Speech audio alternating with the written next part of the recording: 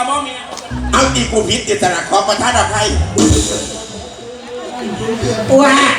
อะไรสิจะได้เจ้าสองคนว่าว่าอยากปาว่าอยากปาไม่ไงถ้าท่านใดสองคนเนี่ยท่านจะรองมาอย่างนี้เลยลองมาจังได้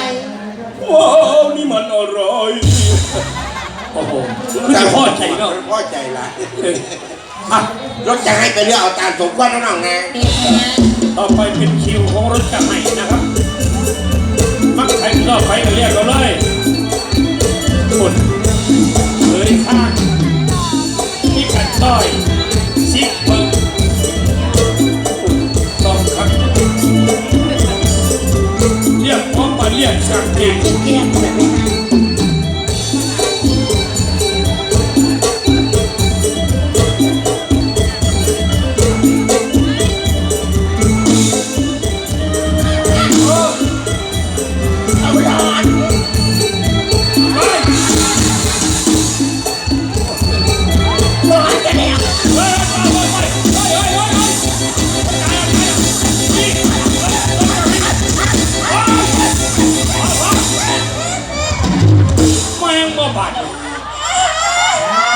ไป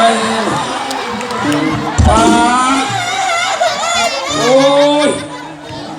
เห็นจะร้อยสักรถเอ้ยรถจะให้เก็บบอก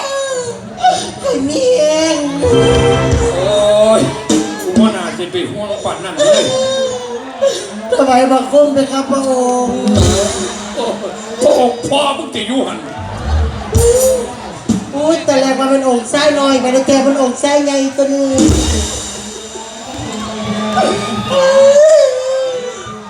เด็กที่เพกาทำมันเกี่ยงอีหลีเพกาบางอันนี้มันของเกินเงินจากปากบานๆนี่คนรับรองละเมิดทางเพศแต่รถควันคือมันจะแข็งบางอันนี้แต่ฉันว่าได้เมียคู่หรอกเรียกคู่ภาษาไทยบอกเพกาคู่สอนเต้นฉันจะรู้อะไรอยากให้กูเหลามันแสลมสมมติไม่ได้เต้นแถวหน้าแล้วไม่น้องแมนเอาละพวกอื่นแต่อยู่โค้งคุณเด็ดปีเพคะอีคู่สอนเต้นมันบ่จุกบ่เพคะโอ้ยมันโบกแห้งเลยนั่นน่ะรับไปได้โอ้ยไปยังอ่ะเอาไปยังอ่ะไปดีๆยุ่งกับมาเป็นสัตว์เด็ดปีเพคะอีกค่ะแสบมุกกี้ไปเด็กจะลีไอ้ขี้แตกเฮ้ยเท่าไหร่หัวมันกับอายขายหน้าอัตตาหน้าลาถ้าเป็นลูกไพ่ผ้ามหากษัตริย์งูหัดใช้อายฮอดหันถ้าควรเป็นเงื่อน3 น้ำ 4กุลสตรีไทยคนนี้ไว้สมเป็นลูกพญานาคเมืองถ้าจะเป็นตัวของผู้ชายก่อนเมื่อไหร่ดีวันที่กุลสตรีถ้าเป็นตัวของผู้ชายเลยกินยังรถเป็นยังเหม็นของไผ่ของข่อยเนี่ยมึงจะไปนั่งเจ็บกูใส่อยู่บนไหนเอาเปลี่ยนกูยิ่งกูยากนะน้องจะไว้อย่างวุ่นวายหายจิงลิงจอกหลอกจิงกระเทยวัดกระเทยทีนี่กระเทยยังไม่นานแหละคือหีมือ2เถอะจากผู้นั้นต่อยผู้นี้เจ้าของโอ้ยเด็ดปีเพคะเป็นมาฟังล่ำหรือมาเบิ่งหนังโปเกครับแล้วกันที่เบิร์ดนั่นแหละลูกสาวแม่ยืนโพดอยู่โดนบันไดเขาสิมีเรื่องตั้งแต่เทยอ้วนมันดีกูได้ค่ากูชิดกันทั้งคู่นะอีปอบหมุนแบบมิดแกน30โอ้ยว้าวเป็นบทสมบทจอยกูดิเจไรความเบากูเด้พระเอกพระนำเอาไปมาละเป็นบทสุคนเป็นก็เป็นคักเป็นแน่กูรับบ่ได้ไม่แต่เขาคงไม่ทำจริงเศร้าเลยกระไดเท่าห้องสิตายกับบ่เศร้าเป็นนกกระเทยนี่เนาะเป็นแล้วมันจะเศร้าได้แต่กระเทยมาสร้างหาบาทได้โพดเศร้าอยู่กินยากับเศร้าดอกยาหนังโคดีดอนเอาว่าหัวน่ะเอาแล้วน้องนี่สนิทกี่ผู้ชายบ้านเฮามีบัตรรอเอาบัตรนี่น่ะขึ้นได้เงินคนงามคือกันเพื่อการให้กันนั่นแหละแม่บอเพราะเป็นพยาผูกข้อตายที่อยู่ว่ะบอ หมอแม่ที่หาเรามีประวัติ ประวัติอย่าง ประวัติคืออยู่อ่ะนี่ โอ้ถือกันเล่นมันจะต่อ พูดเลย พาเอิญไม่พอ ผู้บ่าวเว้ยมาพี่แบบยอดลิ้น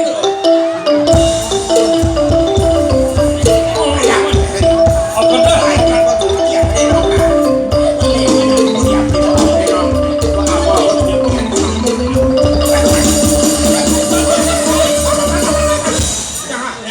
ไฟช็อตนี่สูงไฟช็อตตายให้ยังก็บอกรับผิดชอบให้ได้มีแห้งแล้วล่ะ มีเรื่องเราไม่ติดไปหามือ โมรมันบ่ได้ดอกมันบอกว่าเป็น เป็นยัง มันเป็นใบ เอาดิ เอางอกป่าบ้าใบ ว่า เพคะ ไปบอกกับคนใบสิไหมคะ นั่นโอ้เนี่ยกลัวอีกแล้ว ไอ้คน เอาอีวะก็เอาได้ดิ มันเป็นอสมเก่า เอาหัวจอดว่าคือจะเอากับคนพิการได้ โอ้ยอสมมือหนึ่งเสียเกียรติอย่างบอกว่าก็คนพิการก็คือยุ่งไล่เขาหนึ่งตัวยุ่งเบิดปีอยู่หัน เด็ดพี่เพคะ เป็นยัง ขอให้ถามได้ก่อนค่ะ ถามโดนลา เด็ดผีบ้าบ่ได้สิไปบอกกับยุงไล่เป็นไปค่ะ ก็อสมนี่ดิ ว่าสิบ่หวีอยู่บนมือสิเพคะ คนว่า ถามว่า ถามมาก่อนนะอ้ว ให้ถามว่าจะไหนคะเด็ดพี่ เป็นมาแต่บ้านไหนเมื่อไหนน้องล่ะ ได้เพคะ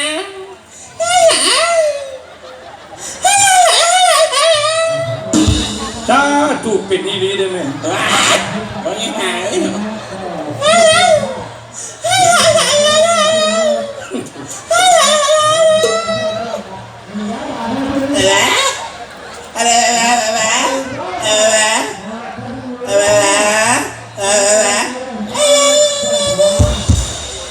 โอ้บ้านน้องตบมือ โอเมียง น้องอย่าง น้องอย่าป้อง น้องคนนี้ น้อง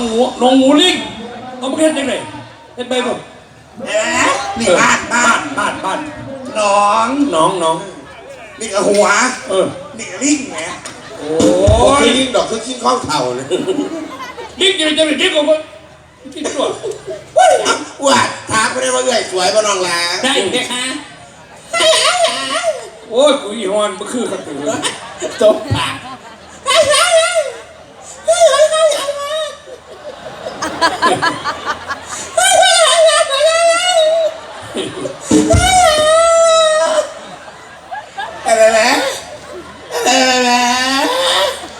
คือขี้เดียนไม่อยากกินออมเขียดเดี๋ยวมึงจะไปตลาดเต้าซื้อๆทั้ง3โลแกงสมุนสุกๆมันกิน มันบ่แมน เป็นจังได๋ มันมาจะได้ปีสวยบ่น่ะ เอานี่ดีจะน้องล่ะว่าตายหาถามนี่เลยมันเสาเกินเป็นนั่งลูกนั่งเนี่ยมาสะดอก ให้ถามว่าจะเอาเด็ดพี่ว่าแต่เพคะ นี่ครับ ได้เพคะ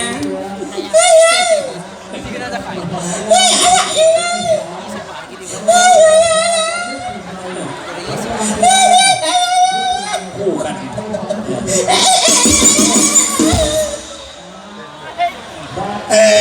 อะไรวะเอา มันก็ว่าเอาเก่าคน พอมันเอาแต่มันดำโคตรจะว่าสมอนกอดถุงทานพอ เอาบักงอกนี่ถึงเวลามันสิถอดคราบ เอาที่พอ มันถอดคราบออกมาเนื้อตัวมันสิเป็นทอง แล้วเขาจะเป็นกษัตริย์ของเมือง เอาที่พอ คันผู้ใดได้บักงอกเป็นผัวนี่ได้เป็นแม่พญา เนี่ยเฮ็ดจังไรบาดเราสู้ลูกฟังมาก่อนน่ะ แม่บักงอกนี่สิมาตำบักฮง โอ้ ตำจมให้คนซิมผู้ใดซิมว่าแซ่บบักงอกสิถอดคราบทันที เอาที่พอ อุ้ยพอดีเลยก็หิวเขาไปเอิ้นมันตำแล้วอยากตำมาคุ้งพอดี เอาจะมากินตำบักฮง เนี่ยตำเดี๋ยวนี้กินเดี๋ยวนี้เลยล่ะ ตำบักฮงนี่นะ มาแล้วก็จะกูยากหรอก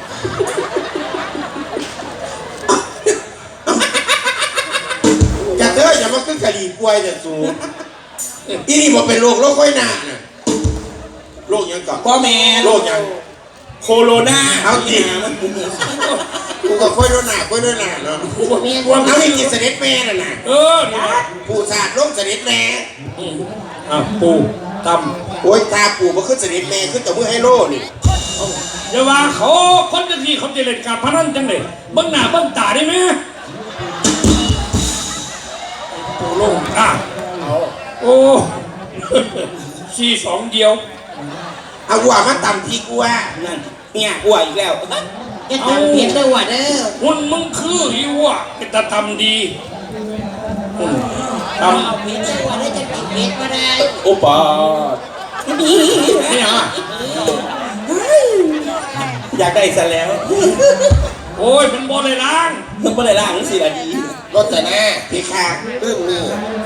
ชนล้นชนล้นหน้าคือกระหลิบปวยยังลืมนั่นลืมนี่โคตร ไม่เอา สามบ่เหมือนโลกกันแล้วเนาะ เมมเหยียบสามที่เทียบบอกคุณเลย เดี๋ยวพี่เพคะพี่บ่ได้ต้องไปเอามีดเพคะ นั่นแดกให้เสื้อแขนเทพครับ ใช้เครื่องปรุงเอาบังคับแท้ขี้เหยียบเราอ่ะ โมมีมีดอ่ะแนวชม มังน่าวสมไปสม โอ้พูดจะสิว่าเห็นลงท่านเหมือนเศร้าคือคน พี่หามันกับว่าอยากพักกูรู้แน่เนาะ เป็นประเด็น ใช่ยังบัด ประเด็นนี่แหละตัวแซ่บ เนี่ยประเด็กผู้ใด ประเด็นโลกน้อย เดี๋ยวนี้แต่คนสาคนลือประเด็กมันยังอร่อยพี่หลีอักเสียบแรงใส่หน่อยกระเสียบใส่หลายกระเสียบใส่พอดีเด้อใหญ่เด้อ นี่แซ่บพอมึงว่า ปาดมันจะบ่เข้มหรือ มีแน่แก่อยู่นี่ ไม่หยังอ่ะ ผมสุรส โอ้แก่เข้ม พอแล้ว แล้วบอกกู พอแล้ว ใจเย็นกูโดนเอาว่าตำนัวปลาร้ากูกลัวปลาร้านัวตัวแม่นัวปลาร้ากูกลัวปลาร้านัวตัวแม่ใส่หลายเป็นโรคไตแท้ใส่หลายเป็นโรคไตแท้ปลาร้านัวตัวแม่เขาใส่หน่อยเดียวแซ่บ